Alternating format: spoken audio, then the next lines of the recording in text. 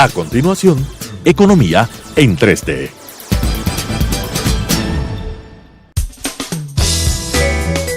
Clasificación A. Apto para todo público.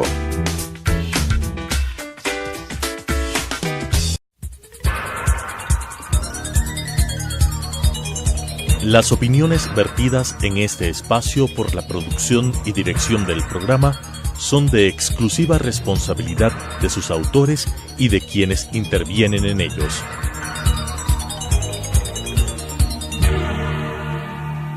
Telesucesos Canal 29 presenta Economía en 3D. 3 dimensiones, 3 generaciones, 3 puntos de vista. Mauricio Pozo, Bernardo Acosta y Rodrigo Espinosa. Economía en 3D. Amigos, amigas, nuevamente con ustedes en este programa Economía en 3D, en 3 dimensiones, con 3 economistas para tratar temas de coyuntura nacional de importancia para el país.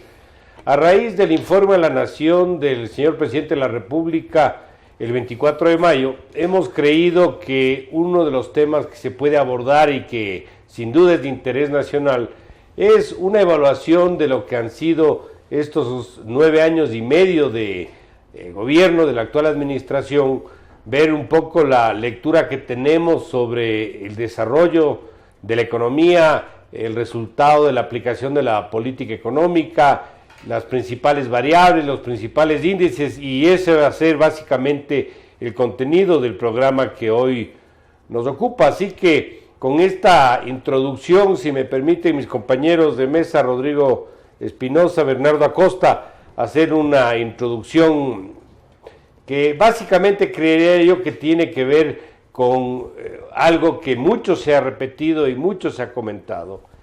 Y es el hecho de la abundancia de recursos que ha primado en la gran mayoría del periodo del actual gobierno. Recordemos que la caída del precio del petróleo y la apreciación del dólar, factores, por cierto, que le echan la culpa prácticamente de todos los males de la economía ecuatoriana, se presentó realmente en la última parte de este periodo de gobierno, hablemos del último año, un poco menos, mientras que la diferencia, el restante tiempo, hemos gozamos de una bonanza de recursos no vista, por cierto, en la historia reciente ecuatoriana, al menos desde el retorno a la democracia.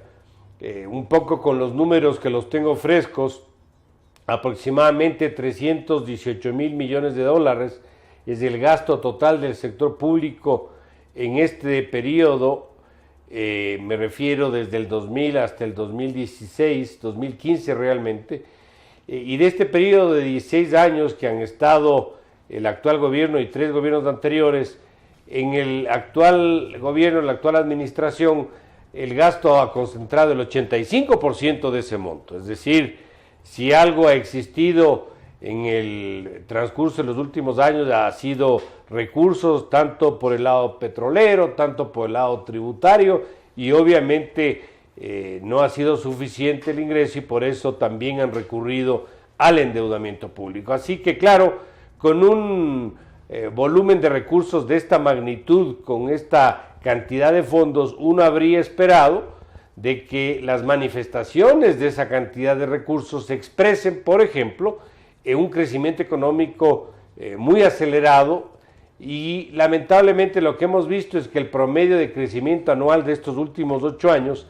es de aproximadamente 3.8%, mientras que los años anteriores, me refiero al periodo 2000-2006, el crecimiento promedio anual fue del 4.1, 4.2, entonces claro, uno siempre se preguntará cómo es que con mucho más cantidad de recursos, más plata en definitiva, el país crezca menos de lo que creció en los periodos anteriores, y probablemente la respuesta está básicamente en 2 vías. La uno, el nivel de estabilidad macroeconómico, me refiero al tema fiscal, externo, y obviamente también al rol del sector privado en ese proceso de dinámica económica. Así que con esta pequeña dosis de introducción quisiera darles la palabra pues a mis compañeros de mesa.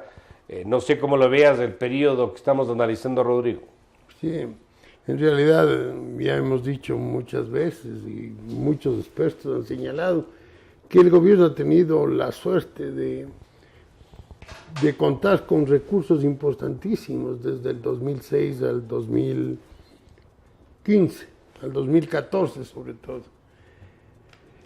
pero que adoptó una política, principalmente en los 3 últimos años, de un crecimiento del gasto sumamente agresivo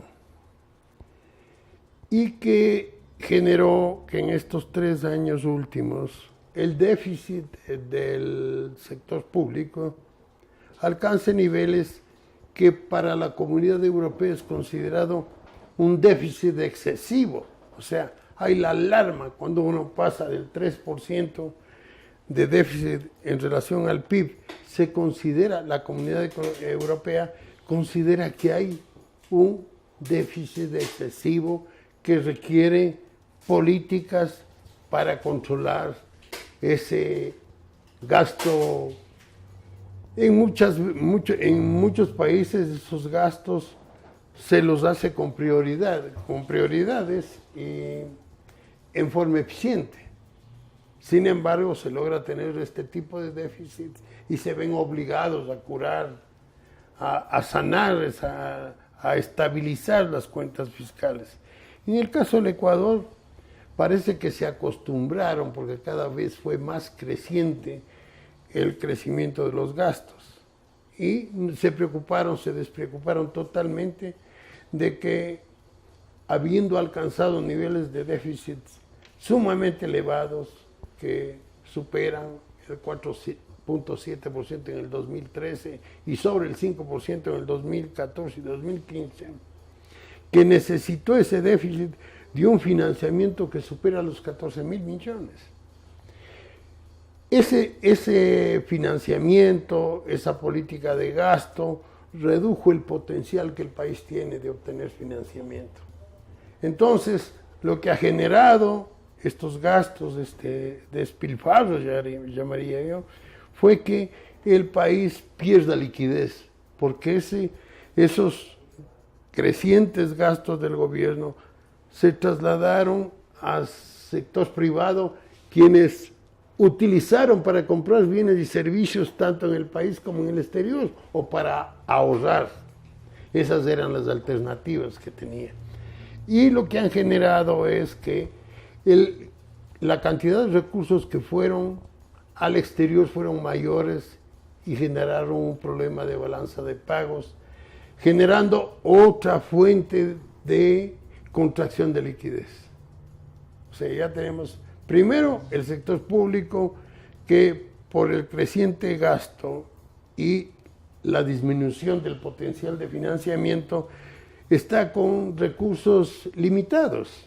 Hay deficiencia de la liquidez en el sector público y en el sector privado ha tenido que enfrentar un masivo flujo de recursos desde el exterior, una balanza de pagos deficitaria, y eso limitó la liquidez del sector privado.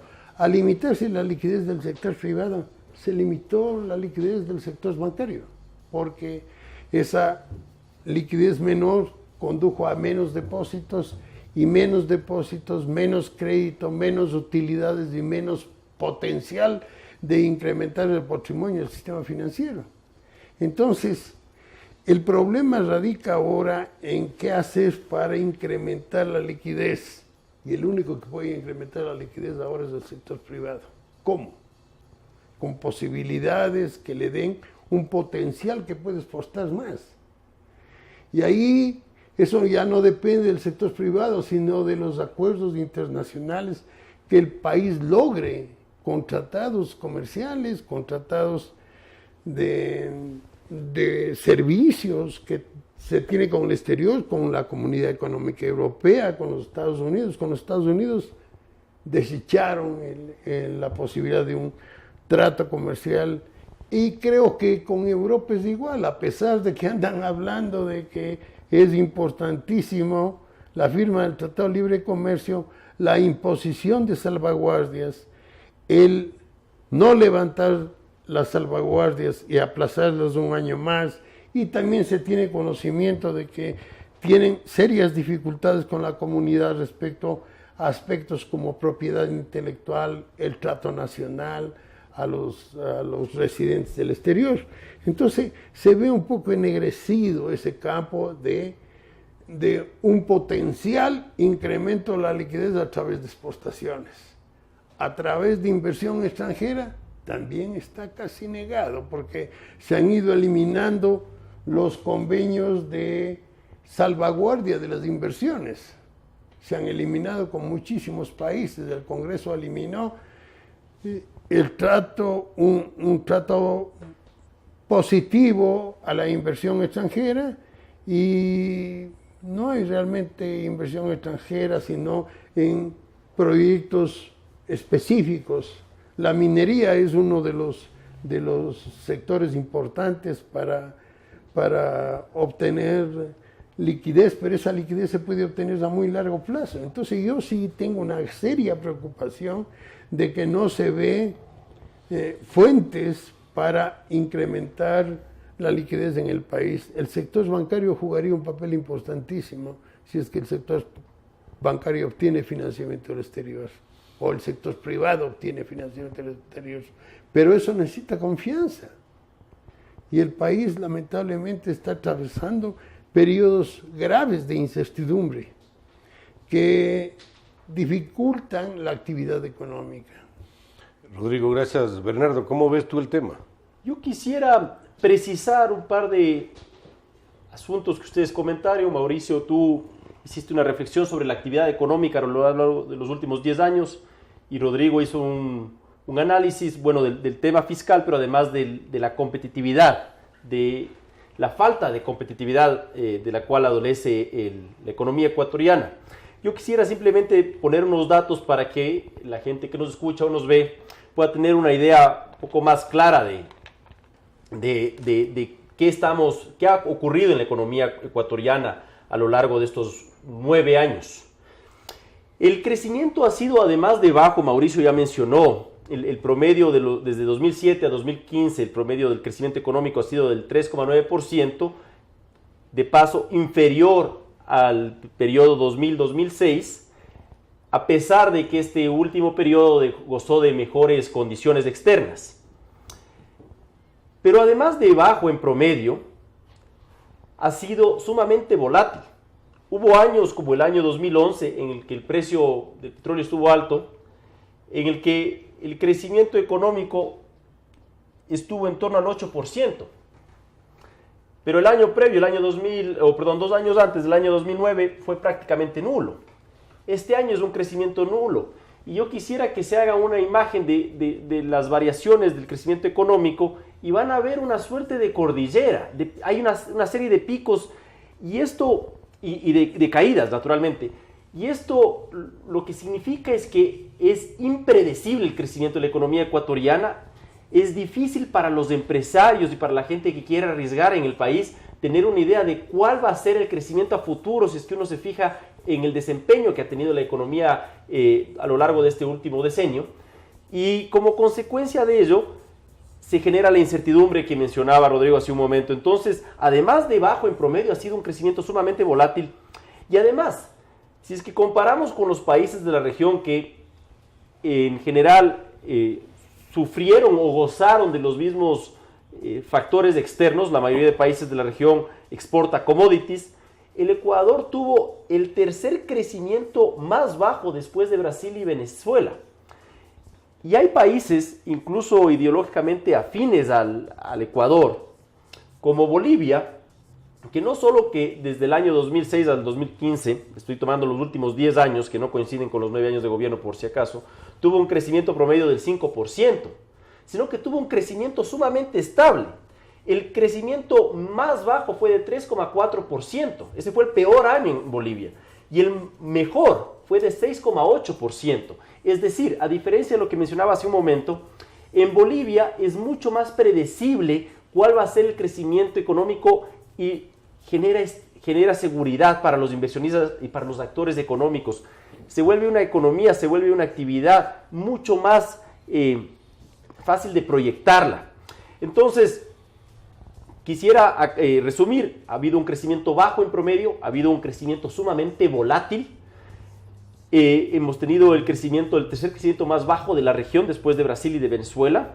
Y ahora, en este momento, tenemos la actividad económica más baja desde que nos dolarizamos, con miras y con perspectivas a que haya una recesión este año y una recesión el próximo año, y seguramente el año pasado hubo recesión a pesar de que el Banco Central ha dicho en sus cálculos, digamos, semidefinitivos o previsionales, provisionales, que el crecimiento fue nulo. Entonces, eso respecto a la actividad económica, creo que para no acaparar el tiempo, en el siguiente segmento podría hacer un comentario con datos y demás respecto a la situación de la competitividad del país, que yo creo que es muy preocupante, porque eso nos está pasando factura, pero seguramente nos va a pasar factura a mediano plazo. Entonces, volvemos, creo yo, Mauricio, con una reflexión sobre el tema de competitividad. Gracias, Bernardo. Rodrigo, tal vez aquí, para añadir a la discusión, al diálogo que estamos teniendo, mencionar algo que algunas veces lo he repetido, y es el hecho de que si uno va piloteando una aeronave, un avión, y este tiene un solo motor y ese motor por alguna razón empieza a fallar, el proceso de planear es mucho más complicado, estoy haciendo un ejemplo figurativo obviamente, que un avión que tiene dos motores, donde si el uno falla, pues queda el otro para ayudar a ese proceso. En una economía donde tenemos un solo motor del crecimiento, que se llama gasto público, y por alguna razón ese gasto público se ve mermado por una ausencia de fondos, una reducción de los mismos, en el caso ecuatoriano un tema de caída del precio del petróleo, u otra razón, obviamente debería tener ese otro socio llamado sector privado, que le ayude a mitigar el impacto de este gasto que ya no puede seguir creciendo al mismo ritmo. Y ese sería de alguna manera una suerte de mitigar o de compensar el proceso. Lamentablemente en el caso ecuatoriano ese factor no ha existido, y no ha existido porque obviamente las condiciones para que el sector privado participe de una manera más activa, de una manera mucho más dinámica, no ha existido ese entorno adecuado, no ha habido ese ambiente propicio para que ese proceso se dé. Podemos hacer una enumeración de algunos factores que están por detrás de esto. Yo diría desde las continuas reformas tributarias. Del otro día, analizando un poco más en detalle, pudimos percibir que no son 12 ni 11, son como 24 reformas tributarias que se han dado. Y no hablo de reformas donde se cambia el número o el literal por el numeral o alguna coma, no, estamos hablando de cambios de sustantivos, cambios importantes, y obviamente con un promedio de prácticamente 3 reformas por año, 3 reformas tributarias por año, obviamente que el inversionista, sea de aquí o de afuera, no se decide a participar. Y esa ha sido, entre muchos otros factores, una de las grandes limitaciones para poder avanzar en este proceso donde el sector privado sea mucho más activo, le acompaña al sector público, y si este por alguna razón no puede seguir el ritmo de años anteriores, pues tiene ese otro socio del crecimiento y el desarrollo llamado sector privado, inversión privada, gasto privado. Esta primera parte del programa la vamos a continuar con algunas otras explicaciones sobre el rol del Estado, por ejemplo, que vamos a abordar en un momento más luego de la pausa. Enseguida volvemos. Economía en 3D. Y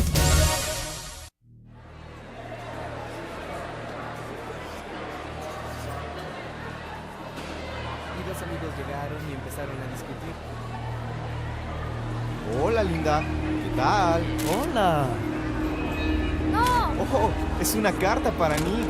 Quiere que se la demos. Nick, léela. Que la lea, que la lea, que la lea, que la lea, que la lea, que la lea, que la lea, que la lea, que la lea, que la lea, que la lea, que la lea, que la lea, que la lea. Oye, creo que este papel es tuyo. Así no era la broma. Pues no.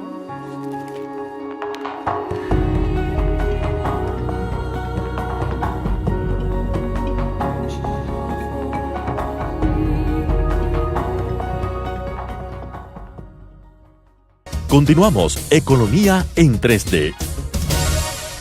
Seguimos con la segunda parte del programa Economía en 3D, 3 dimensiones.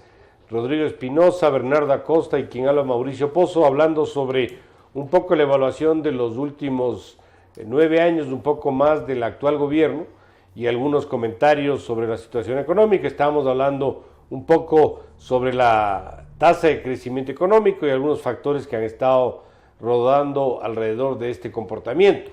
Había dicho que es importante que participe el sector privado de una manera más activa y que sean dos los aportantes reales y más significativos del crecimiento y no solo el gasto público, porque obviamente, como bien me comentó en el receso Bernardo, un gasto público excesivo le termina anulando el rol del sector privado también, o al menos afectándolo, en la medida en que lo desplaza, en la medida en que requiere de más endeudamiento, en la medida que no deje el espacio en definitiva para que el gasto privado, la inversión privada participe de una manera más activa. Pero creo que también hay como añadir algo que a mí me parece al menos relevante. ¿Cuál es realmente el rol del sector privado y cuál es el rol del sector público? ¿Cuál debe ser el rol del Estado en definitiva? Porque si no tenemos clara esa definición, si no está debidamente segmentado el rol de uno y otro, obviamente vienen los traslapes, vienen las dobles funciones, vienen a veces el rol de actor y supervisor al mismo tiempo por parte del Estado, y creo que los ejemplos son muy numerosos en los últimos años. Creería yo que si eso está bien definido, podemos realmente asignarle responsabilidades, inclusive más claras a cada uno de los sectores. Al menos como yo veo el rol del Estado en la economía, yo creería que el Estado tiene que estar en educación, yo creo que el Estado tiene que estar en salud, tiene que estar en bienestar social en general, tiene que estar en justicia y tiene que estar en seguridad. Creería yo que todo el resto es absolutamente delegable al sector privado. Me refiero, por ejemplo, a la obra pública, dentro de esto la vialidad, los grandes proyectos, una gran cantidad de actividades donde el Estado está presente. En el Ecuador, el gasto público y el Estado está, yo diría, prácticamente en todas las actividades productivas. Está obviamente en petróleo, está en electricidad, está en telecomunicaciones, está en aviación, está en banca, está en turismo, está en agroindustria, está en la parte farmacéutica, está en la importación. Es decir, se me quedan realmente muy pocos sectores donde no tengo una participación del Estado, y ese no es el rol del Estado. ¿Y por qué? Básicamente porque los principios y los incentivos son distintos y los niveles de eficiencia también no son los que uno esperaría en ese rol del Estado, en esas otras actividades que creería yo que no debería participar. Así que esto creería yo también es una suerte de introducción a esta segunda parte para seguir comentando un poco los resultados de los últimos años. ¿Cómo ves el tema, Rodrigo? Sí, mira, en realidad los países en desarrollo no tienen sectores privados fuertes.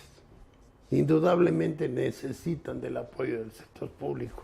Por ejemplo, si nosotros analizamos el sector privado, cómo ha funcionado en la infraestructura de carreteras en el Ecuador o de la energía eléctrica, siempre ha sido el Estado quien ha impuesto, ha desarrollado estos sectores. Porque lamentablemente el sector privado es un sector privado pequeño, es un país pobre y no ha llegado con una industria, con empresas que permitan que puedan dedicarse a este tipo de actividades, como son en los países desarrollados. Ahora, el problema que yo veo más es que uno tiene que ser eficiente en la administración, en la forma en que uno maneja. Y debe basarse en prácticas internacionales para el manejo de la economía. Por ejemplo, estábamos viendo y decíamos este crecimiento abultado que supera lo que se llama en Europa las señales en donde ya aparece un exceso en el gasto. Y aquí 3 años se superó y nadie se preocupó de decirle al gobierno, tienes que bajar, porque en el año 2014 debió bajar el déficit. ¿Esto qué nos ha generado? Que el sector público en el año 2015 tenga que bajar los gastos de 44.000 millones a 38.000 millones, generando una recesión, porque tú decías que el motor de crecimiento, teníamos un solo motor que era el sector público. De golpe en el año 2015 decide bajar en los montos que bajó el gasto, ya generó una recesión. Y lo peor es que a pesar de que bajó el gasto en esos niveles, porque los ingresos bajaron en un nivel más o menos similar, requirió de fuerte financiamiento y ya se le agotó el financiamiento al gobierno, se le agotó el financiamiento externo. Y lo que ha hecho es, desesperado por gastar, a pesar de que esto se disminuyó el gasto público en el año 2015, desesperado por gastar, ha sacado todos los recursos del Banco Central y del IES, convirtiendo a 2 instituciones importantísimas, la una con el ahorro y la otra, la política monetaria, en 2 entes inválidos, que es lo que decimos. Y ahora el Banco Central, siguiendo con esta política errada desde hace mucho tiempo, porque los errores de la política monetaria no son de ahora, cuando decidieron invertir como 5.000 millones dándoles crédito a la banca pública, ya cometieron un error gravísimo cuando le disminuyeron el patrimonio del Banco Central, quitándole un montón de recursos para darle al sector público, ya eliminaron la deuda de más de 1.000 millones que tenía el gobierno con el Banco Central, declararon que esos bonos eran valor cero, entonces al Banco Central le convirtieron en una entidad realmente que no puede cumplir con su función y adicionalmente con un pésimo manejo monetario. Entonces, hablar ahora de que el Banco Central debe ser usado como política anticíclica, realmente es terrible, porque si el Banco Central no tiene para respaldar ni siquiera las reservas bancarias, ¿cómo puede tener recursos para incrementar en la economía? Además, lo que hay que cuidar en este momento es que el sector privado sea quien se encargue de ampliar la liquidez. Y ahí juega un papel importante el sector financiero para ampliar la liquidez. Mira lo que están haciendo. Recién, el día de ayer, ha salido publicado en el periódico que el Banco de Fomento, el nuevo Banco de Fomento, va a dar una línea de crédito utilizando el microcrédito en la zona de los damnificados y que van a necesitar apenas 5 días para aprobar créditos de $20,000 y que van a ser créditos a mediano y largo plazo. Si es la institución financiera con la cartera morosa más alta porque no tiene tecnología crediticia, ¿cómo va a botar recursos sin tecnología crediticia en esta zona de damnificados? Va a generar problemas muy serios en el sector financiero, porque si hay una institución como el Banco de Fomento, con el nuevo nombre, que va a destinar crédito, que los clientes dicen no hay que pagarle porque después el Congreso nos exonera del pago, simplemente afecta a las otras instituciones que quieren entrar con buena tecnología, con metodologías adecuadas a tratar de resolver el problema financiero de estos sectores, y que esa intervención estatal negativa puede afectar al sistema financiero. Entonces hay que tener un poquito de sentido común. ¿Cómo le puede encargar del sector público a la institución financiera más morosa para que comience a despilfarrar recursos? Porque si fuera la corporación financiera fuera diferente, porque la corporación financiera se maneja de otra forma, pero no este banco. Entonces yo lo que veo es que el sector público ha reducido su potencial que tiene de obtener financiamiento. Eso le obliga a reducir los gastos, le obliga primero a limitar, tiene campo para reducir los gastos sin afectar mucho a la economía, porque hay mucho despilfarro. Entonces, y empujar, hablar con el sector privado, al sector privado tiene que firmarse el acuerdo con Europa, porque ese es un potencial de crecimiento de la liquidez, porque el sector externo puede generar niveles de exportación superiores a los que tenemos ahora y corregir en parte el problema de balanza de pagos que tenemos. Encima se habla con el dinero electrónico, que nadie tiene confianza y que puede generar serios problemas. Serios problemas. Así es, Rodrigo. Bernardo, ¿cómo ves tú el tema? Volviendo a esta especie de fotografía del legado económico de los 9 años y medio de gobierno, yo quisiera retomar la pregunta que tú hiciste de cuál es el rol del sector privado y del sector público y cuál ha sido a lo largo de estos 9 años. Y indudablemente es claro que el gobierno quiso acaparar todo, ¿no? Quiso hacer todo en todos los ámbitos. Y como bien conocemos todos, el que mucho abarca poco aprieta. Así que yo sí creo que es importante a manera de elección quizá hacer un ejercicio en el que se prioricen, no solo en la actualidad, sino a futuro, que como sociedad logremos identificar prioridades en las que el Estado deba participar. Mauricio, es un ejercicio en ese sentido, y también debamos, si es que cabe el término, delegar, aunque no es en rigor eso, en las actividades en las que debe participar el sector privado. Ahora, Rodrigo mencionaba esto de que en los países en vías de desarrollo el sector privado suele ser débil, y yo coincido plenamente con eso, pero también creo que en los países en vías de desarrollo el sector público suele ser sumamente débil. Y muchas veces el sector público débil le jala al sector privado cuando entra en recesión, cuando la economía entra en recesión, como está ocurriendo en este momento.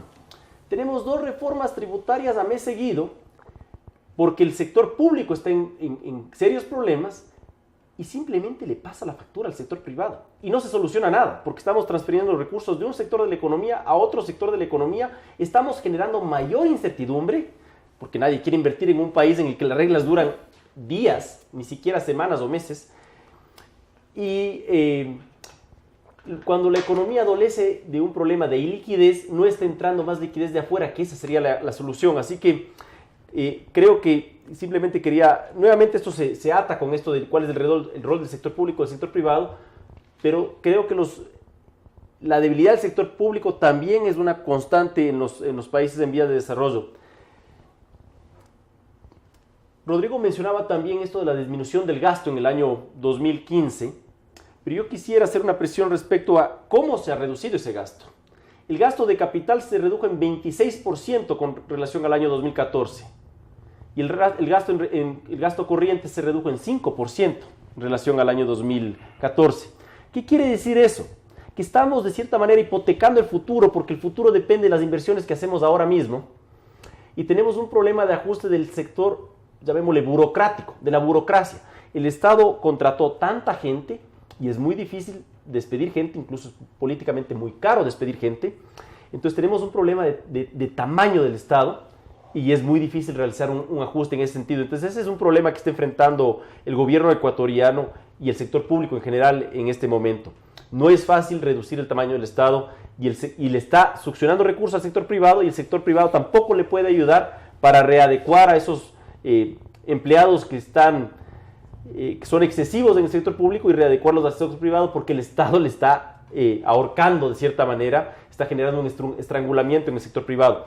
Ahora, yo quería hacer un breve comentario sobre la competitividad, que creo que francamente es uno de los legados más perniciosos que nos dejan estos 9 años de gobierno. Comparando a lo largo de estos 9 años la inflación del Ecuador con la del Perú, la inflación acumulada del Ecuador excedió en 13 puntos a la del Perú. La inflación acumulada del Ecuador excedió en 29,7%, redondeemos en 30% a la de Estados Unidos. Entonces nos hemos vuelto un país sumamente caro y poco competitivo. Y eso sí tiene relación directa con las políticas públicas. Un Estado que ha contratado a mucha gente, que ha pagado altos ingresos a esa gente, que ha fomentado ingresos salariales de hasta el 17% anual, ha generado una economía orientada al consumo y no orientada a la producción. Y eso es lo que se traduce en un mayor incremento de la inflación en el país y en una menor competitividad en el país, y también, como el país es poco competitivo, en una menor inversión en el país, porque ¿quién quiere invertir en un país que es caro? Si puede invertir en otros países donde le resulta más barato invertir y más fácil exportar. Y claro, si no tenemos inversión es difícil volvernos competitivos, es una suerte de círculo vicioso. Entonces, tenemos un problema de competitividad que se refleja en el déficit de la balanza comercial, que ha sido recurrente desde el año 2010, y esto no era común en el Ecuador. No estoy hablando de la balanza comercial no petrolera, estoy hablando de la balanza comercial global, con excepción del año 2012, que tuvimos un leve superávit, pero hemos tenido persistentes déficits de la balanza comercial. Eso es una demostración clara de lo poco competitivos que somos, y yo creo que a futuro y en el presente ya, el tema de competitividad es un talón de Aquiles de la economía ecuatoriana, y debiéramos hacer un ejercicio para pensar en cómo vamos a resolver eso, porque somos una economía sumamente cara y no es fácil volverse competitivos de un día para el otro si es que no hay una reforma laboral, si es que no hay acuerdos comerciales que ya ha mencionado Rodrigo, si es que no hay una política integral y un plan económico que nos lleve a tratar de volvernos una economía productiva, que tiene a la producción como una meta y no simplemente como un discurso, como parte del lirismo gubernamental. Entonces, quería poner énfasis en esto, porque yo creo que esa es una de las cargas o de las facturas más caras de estos 9 años, que nos hemos vuelto una economía poco competitiva, y debemos trabajar en eso ahora y a futuro, por supuesto. Creo que es importante mencionar que muchas veces hay el criterio de que cuando el Estado gasta mucho, supuestamente nos va a ir mejor, o este es un tema de que porque gastamos más en salud y porque gastamos más en educación, también los resultados van a ser mejores. Aquí hay algo que voy a explicar después de la pausa, que tiene que ver con la eficiencia y los problemas de estructura, que muchas veces no se resuelven con plata, sino se resuelven con gestión y con administración. Pasamos al segundo espacio y continuamos de forma inmediata. Enseguida volvemos. Economía en 3D.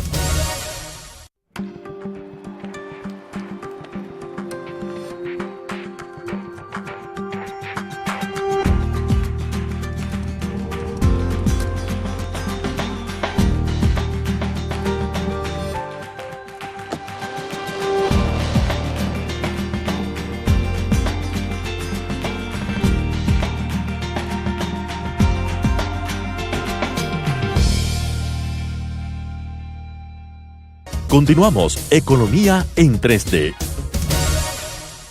Nuevamente con ustedes, Economía en 3D, continuando con el análisis de la situación económica, los resultados de los 9 años, un poco más, del gobierno del actual presidente, y estábamos analizando un poco los temas del sector fiscal, del gasto público y del tamaño del Estado.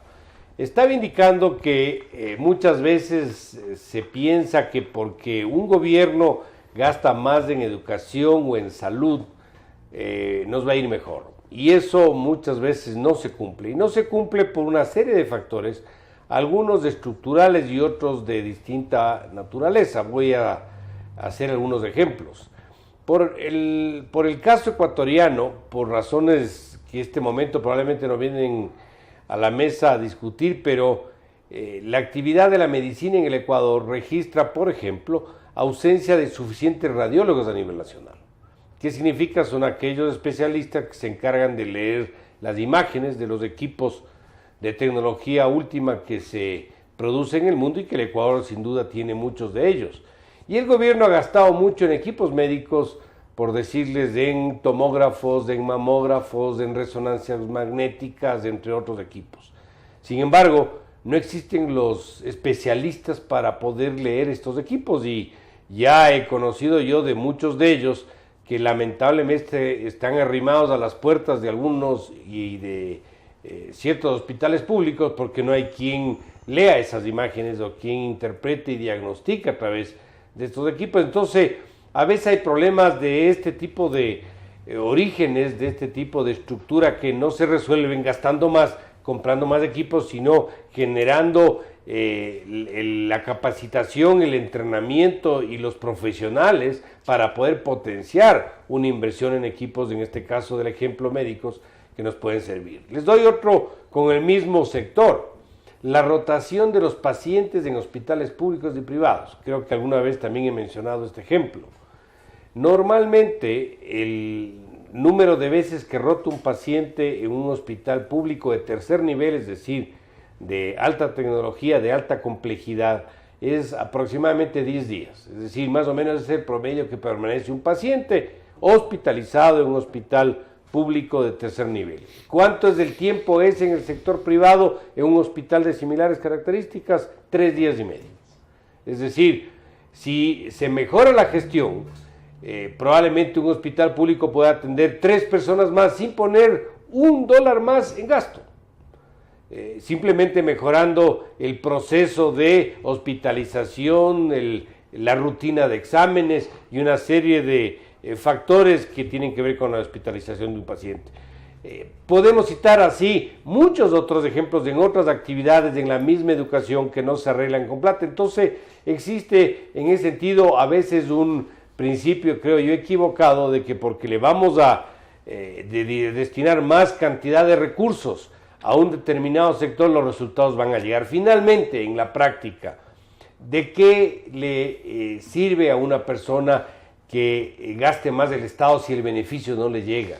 Un paciente que va a un hospital requiere que le atiendan, y sin importar si esto está administrado por un privado, por un público o por quien sea.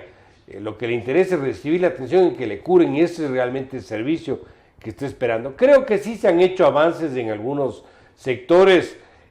Probablemente mis compañeros de mesa compartan o no conmigo, pero conozco, por ejemplo, que los servicios del registro civil en el Ecuador han mejorado sustantivamente. Ahora hay sistemas de atención mucho más dinámicos, más rápidos, y eso es bueno. Pero lamentablemente en los otros sectores donde se ha invertido mucha plata, los beneficios en la práctica no han llegado. Entonces el tema de fondo y el mensaje es básicamente: no pensemos que porque gastamos más nos va a ir mejor. Hay que acompañar el gasto, muchas veces con gestión, con administración, para que puedan llegar los beneficios a la población en general. No sé, Rodrigo, Bernardo, ¿cómo le vean el tema? En realidad este es un problema de gestión, de eficiencia. Lo que tú has señalado es ineficiencia, indudablemente. Ineficiencia que hay en el sector público y privado. También, ¿no? Así es. Entonces, lo que te digo yo, el Ecuador ha hecho durante este gobierno inversiones impresionantes. En carreteras hay muy buenas inversiones. Basta ver la Ruta Viva, ¿no? Y al mismo tiempo tenemos una pésima inversión, que es la otra ruta que va al aeropuerto, que costó una cantidad ingente de recursos, que se lo podía hacer con menores recursos y de una manera mucho más eficiente que la que tenemos. Entonces, en realidad se muestra que gran parte de los gastos del sector público presentan despilfarros que afectaron a la economía. Y ese despilfarro, ese ingente gasto, unos positivos, otros negativos, indudablemente, estuvieron acompañados de una política de ataque al sector privado, de generarle problemas al sector privado. Tantas modificaciones en las leyes que tienen que ver con la actividad privada, que generaron que el sector privado se quede medio congelado. Y ese es uno de los problemas que tenemos ahora. Si se suma al congelamiento por pérdida de competitividad como consecuencia, por ejemplo, de la intervención del gobierno en las políticas laborales, que fueron realmente nefastas, que generaron una pérdida de competitividad a los eficientes y a los no eficientes.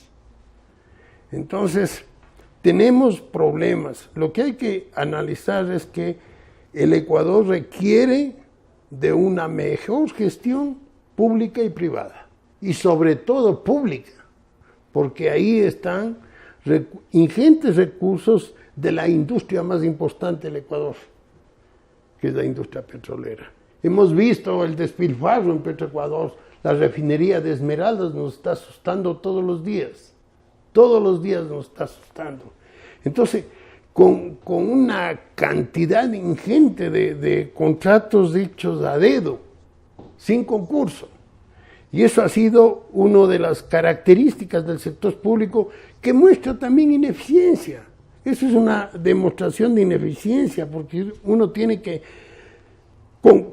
tienen que ganar los concursos los mejores y así de esa forma lograr que el costo del proyecto sea menor y que el proyecto sea mucho más positivo para la actividad económica del país. Vemos en salud lo que tú señalas es una realidad, pero también si analizamos, por ejemplo, la gente pobre ahora está yendo a los servicios de salud, lo que antes no iban. Así es. Entonces, sí ha habido algo. En educación también hay una gran cantidad de ecuatorianos que están asistiendo a las escuelas, a los colegios, pero al mismo tiempo tenemos una ineficiencia presente en nuestros ojos, que es lo de Yachay, el proyecto gastándose miles de millones de dólares para hasta ahora no tenemos ningún resultado. Se hizo una política, creo yo, muy positiva en la intervención en las universidades. Eso no cabe, que las universidades están adoptando prácticas que los están permitiendo que sean mucho más eficientes. No todas las intervenciones en la educación superior pueden haber sido positivas, pero sí generaron algo muy, muy importante para el país. Por ejemplo, la pérdida del manejo que tenía de las universidades un partido político. Eso se terminó. Entonces, sí debemos al gobierno algunos aspectos positivos en algunas actividades. Pero lo malo es que el gobierno se engolosinó en el gasto y nos ha generado un problema serio en este momento que yo le veo con suma dificultad el que podamos salir sin eficiencia que el país pueda salir en los próximos años. Bernardo. Yo quisiera hacer una reflexión respecto a algo que se suele escuchar en los discursos políticos, pero que en la práctica puede ser distinto, que es la soberanía. Tengo la impresión de que a lo largo de estos 9 años, y uno de los legados económicos de este gobierno es que nos hemos vuelto un país menos soberano en materia económica. Y voy a dar unos ejemplos. Número 1, la economía ahora, o a lo largo de estos años, se volvió más dependiente del precio del petróleo de lo que era antes. El precio del petróleo llegó a significar el 41% de los ingresos fiscales en el año 2011 y antes estaba en alrededor del 30%. De manera, y ahora por supuesto ha caído con la caída del precio del petróleo, pero teníamos un plan, teníamos una ley, la ley de responsabilidad fiscal, que procuraba que a medida que pasaran los años el gobierno dejara de depender cada vez más de los ingresos petroleros. Eso no ha sucedido, ha sucedido lo contrario. Así que somos más dependientes del precio del petróleo, el cual no lo controlamos. Somos más dependientes de créditos chinos, sobre todo a raíz de la moratoria del año 2009. Quiero dar una cifra. Desde el año 2005 han entrado 118,000 millones de dólares de la China a América Latina.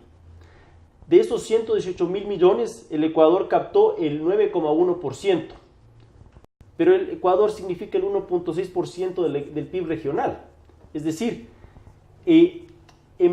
eso demuestra que el Ecuador ha captado en promedio, o en proporción, digamos, al tamaño de su economía, una mayor cantidad de recursos de China, que como conocemos, las condiciones no son favorables para la economía.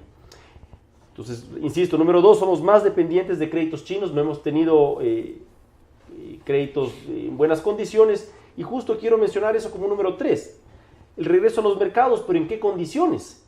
En el año 2014 volvimos a emitir bonos con una tasa del 7,95%, mientras que en el año 2012 y 2013 Bolivia, no estoy comparando por si acaso con Colombia o con Chile, Bolivia emitió al 4,8% en 2012 y al 5,95%, que ya fue caro, en 2013.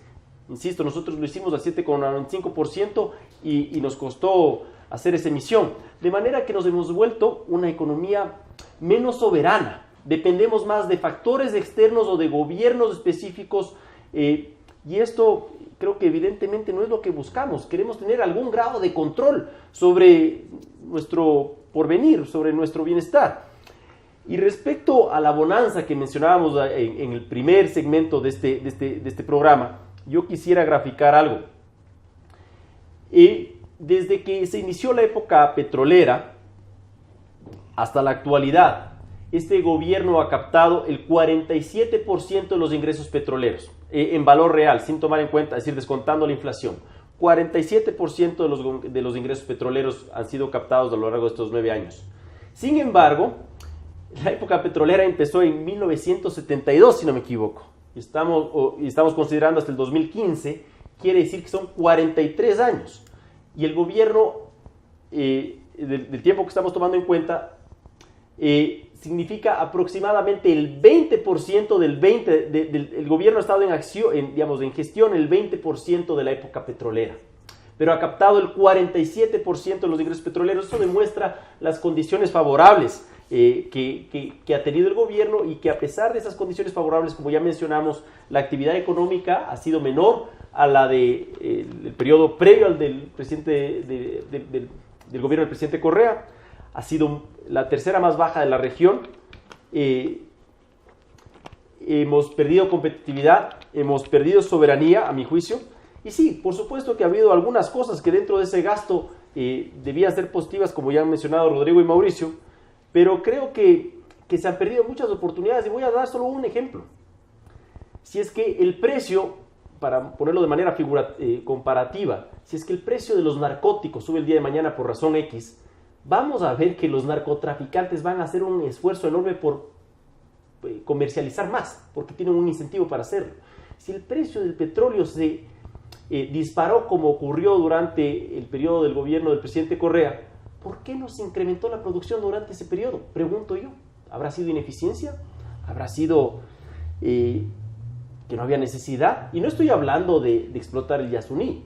Estoy hablando de aprovechar con los campos que ya habían y con las empresas que estaban operando para producir más cuando el precio sube. Simplemente es un incentivo, pero bueno, era simplemente un ejemplo, y creo que hay varios materiales sobre los cuales podemos comentar o ya hemos comentado algunos, el legado económico de estos 9 años de gobierno. Claro, yo creo que si hacemos una estructura por sectores y podemos decir, veamos en el sector externo cuál es el saldo de los 9 años.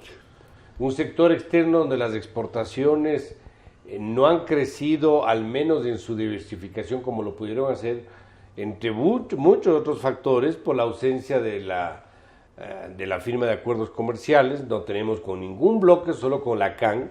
Somos el único país de la costa del Pacífico Sur que no tiene acuerdos con Estados Unidos, por ejemplo. La inversión extranjera es de las más bajas de la región, compartiendo las últimas posiciones con Venezuela más abajo que nosotros. Tenemos, por otra parte, déficit comerciales en una parte importante del periodo del actual gobierno, paradójicamente cuando mejor nos iba. Me refiero en precios del petróleo, pero claro, con un gasto público que presionó importaciones, se nos dañó también el comercio exterior. Ahora, con la caída del precio del crudo, obviamente la situación no ha mejorado tampoco. Desde el punto de vista del financiamiento externo, no ha sido, al menos del público, en las mejores condiciones, ha sido en condiciones desfavorables. El otro día yo estaba viendo un poco los números, el 50% de la deuda pública externa del Ecuador está concentrada hasta 7 años plazo y en tasas del 7%. Eso es inmanejable. Eso algún rato tendrá que replantearse, reestructurarse, recomprarse o alguna figura que permita aliviar la situación hacia adelante. Después, en el lado fiscal, un gasto público que respecto al PIB se ha duplicado en los últimos 9 años, con una calidad del gasto que tampoco ha mejorado, porque obviamente aplaudimos todas las carreteras, las obras de infraestructura en buena medida, pero esto no quiere decir que la estructura entre gasto corriente y el gasto de inversión se haya modificado mayormente. Un desequilibrio fiscal significativo en los últimos años, un déficit primario que se llama, que es el que tiene que ver con el valor de los intereses de la deuda que no se cotizan, también negativo, cuando este debería ser al menos positivo para no abrir un hueco más grande tapando uno más chico. Un coste de producción nacional muy alto, con rigidez laboral y con un costo en general de producir en el Ecuador más alto que los vecinos, que nos complica la productividad y la competitividad. Y lamentablemente en las últimas fechas una crisis de liquidez que ha dado pie para que se empiecen a utilizar las reservas internacionales de una manera absolutamente desordenada y que atentan contra el propio régimen cambiario. Así que, sin quitarle algunos beneficios que uno puede concluir de la actual administración, al menos como yo le veo, el saldo no es bueno. Yo creo que el saldo es desfavorable y no hemos podido aprovechar la bonanza de recursos que explicamos al principio del programa que ha tenido el Ecuador en la gran mayoría del periodo del actual gobierno. Queremos con estas explicaciones agradecerles nuevamente por su tiempo en escucharnos, en vernos sobre los temas económicos de interés nacional, que yo creo que va a ser de beneficio para todos, y pues estaremos nuevamente en contacto en una próxima oportunidad. Economía en 3D con Rodrigo Espinosa, Bernardo Acosta y Mauricio Pozo se despiden de ustedes y ojalá nos veamos en una próxima oportunidad muy corta. Muchas gracias.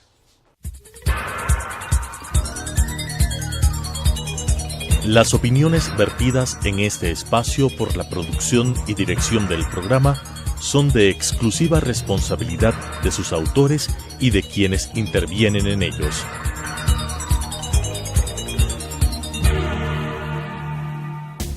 Telesucesos Canal 29 presentó Economía en 3D. 3 dimensiones, 3 generaciones, 3 puntos de vista. Mauricio Pozo, Bernardo Acosta y Rodrigo Espinosa. Economía en 3D.